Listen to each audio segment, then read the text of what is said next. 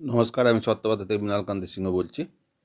আমি আজ বলছি যে এই যে আমাদের রাজ্যের যে রুলিং দল আছে তাদের কয়েকজন প্রবক্তা তারা খুব লেকচার দিচ্ছেন, কিন্তু আমি বলতে চাই আপনাদের 7-8টা এমএলএ সিটে আপনারা টিএমসির কি আগে থেকে কোনো নেতা নেত্রী ছিল না যে যেখানে আজকে জয়েন করার আজকে তাদেরকে টিকিট দিয়েছেন? এরকম আপনারা নন্দীগ্রামে শুভেন্দু অধিকারী এগেনস্টে নন্দীগ্রামে, এত বড় নন্দীগ্রাম, সেখানে কি কোনো নেতা ছিল না যে বিজেপি থেকে ভাঙিয়ে নিয়ে এসে সকালে দলে জয়েন করিয়ে আর বিকালবেলা টিকিটের নাম ডিক্লেয়ার করলেন? আপনাদের কি এইসব বলতে লজ্জা লাগে না যে এই ধরনের একটা দল যারা 15 বছর ধরে শাসন ক্ষমতায় আছেন তারা 9-10টি কেন্দ্রে প্রার্থী দিতে পারছেন না, যেটা কি আজকে সকালে জয়েন করে বিকালে প্রার্থীদের নাম ডিক্লেয়ার হচ্ছে? এরকম 8-9টি কেন্দ্রের নাম আমরা জানছি বা শুনেছি। এই রাস্তাতে এবার বিজেপি হাঁটেননি। বিজেপির সেরকম কোনো ক্যান্ডিডেট নাই যে কালকে জয়েন করেছে আজকে প্রার্থী করেছেন, এরকম নজির পাওয়া যাচ্ছে না। তো আপনাদের এই যে এত অহংকার, অহংকার গেল কোথায়?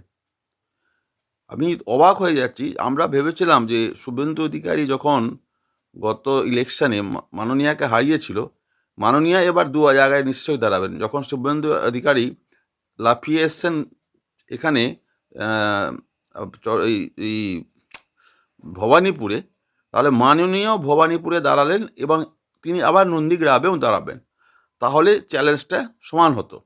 কিন্তু দেখলাম অদ্ভুতভাবে যে আমাদের মাননীয় শুধু নন্দীগ্রামে দাঁড়ালেন না, আর নন্দীগ্রামে একজন নতুন প্রার্থীর উপর বিশ্বাস করলেন, টিএমসির কারোর উপর বিশ্বাস করলেন না। এটা এক অদ্ভুত ঘটনা। এই ঘটনা রাজনীতি ইতিহাসে খুব খুব কম দেখা গেছে। আর এর আগে এই কাজ করেছিল 2021-এর ভোটে। বিজেপি তাই চরম শিক্ষা পেয়েছিল, বিজেপির পার্সোনাল ভোটারও ভোট দেয়নি। তা এবার এই শিক্ষাটা টিএমসি অবশ্যই পাবেন, তাদের রেজাল্টে তারা এই খবর মিলিয়ে নেবেন। যাই হোক, আপনারা আমার ভিডিও দেখছেন, আপনাদের যদি ভালো লাগছে লাইক শেয়ার সাবস্ক্রাইব করছেন, আরও বেশি করে সাবস্ক্রাইব করবেন, শেয়ার করবেন এবং লাইক করবেন।